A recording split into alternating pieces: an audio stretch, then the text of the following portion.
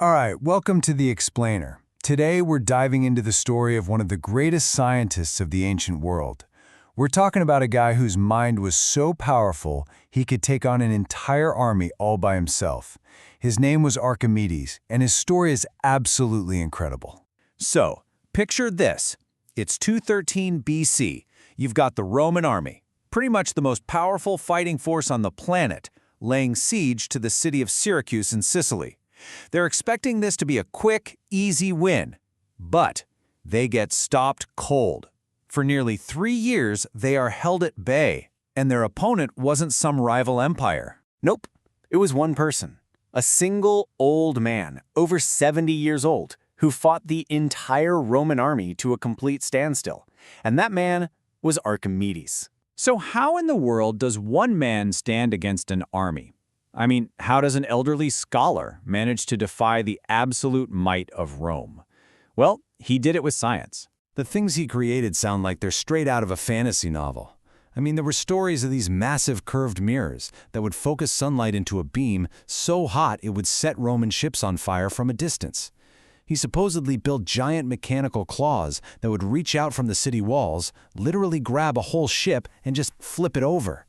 It got so crazy that Roman soldiers would just panic and run away at the mere sight of a piece of wood or rope appearing over the wall.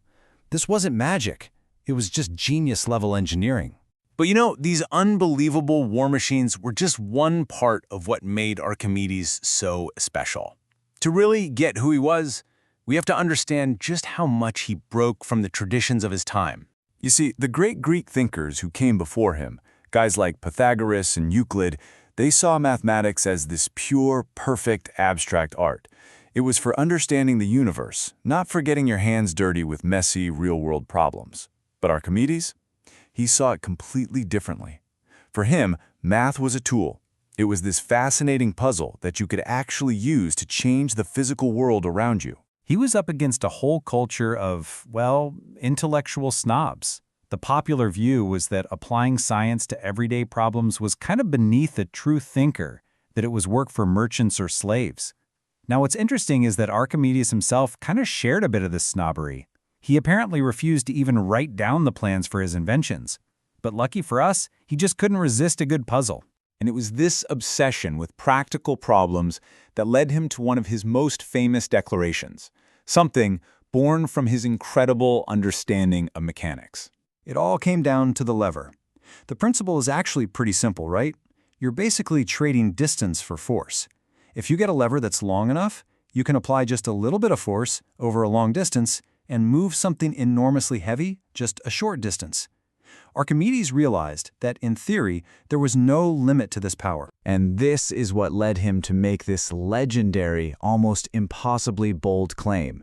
It's such a powerful statement about his confidence, not in his own physical strength, but in the unstoppable power of the laws of physics that he understood so well. So, of course, the king of Syracuse, a guy named Hiero II, he hears this and has to be thinking, is this guy for real? Move the world? He wanted to see a demonstration. He wanted to know if it was just a bluff. So the king points to this huge ship in the harbor. It's fully loaded with cargo, packed with passengers, the kind of thing that would normally take hundreds of men to even budge. Archimedes sets up this complex system of pulleys, which is really just a clever series of levers, grabs the main rope, and, all by himself, he smoothly pulls the massive ship right out of the dock and into the sea. I think it's safe to say the king was convinced. This same practical genius led to what is probably the most famous story about Archimedes. And it's the perfect example of how a very practical problem can lead to a huge scientific discovery. So the king had another issue. He had hired a goldsmith to make him this beautiful crown, supposedly out of pure gold. But he had a nagging suspicion that the smith had cheated him, that he'd stolen some of the gold and mixed in some cheaper silver. The challenge for Archimedes was to figure out the truth without destroying the crown. Now, this was a really tricky puzzle. Archimedes knew that silver isn't as dense as gold. So, if the crown was a fake, it would have to be bulkier. It would take up more space, have a greater volume than a pure gold crown of the exact same weight. But how on earth do you measure the volume of a complex, spiky, irregular object like a crown? Well, the answer famously came to him while he was at the public baths. As he lowered himself into a full tub, he watched the water spill out over the side. And in a flash, it just clicked. The amount of water that spilled out had to be exactly equal to the volume of his body that went under the water. He had it. He had the solution. He was so excited, he apparently jumped right out of the bath and went running home through the streets, completely naked, shouting, "Eureka! Eureka!" which is just Greek for "I have found it." And it's a word we still use to this day when we have that sudden flash of insight. His experiment was just brilliantly simple. He took the king's crown and measured how much water it displaced.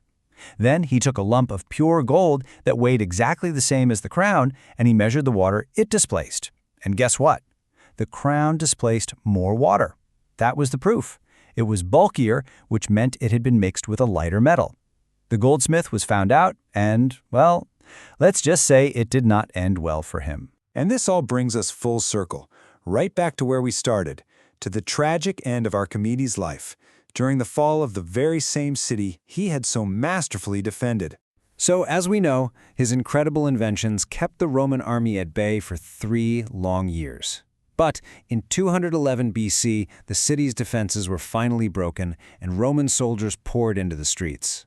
Even as his city was being sacked all around him, Archimedes was lost in his work. He was drawing a geometric problem in the sand. When a Roman soldier found him and ordered him to come along, Archimedes, totally absorbed, just waved him off and said, "Don't disturb my circles."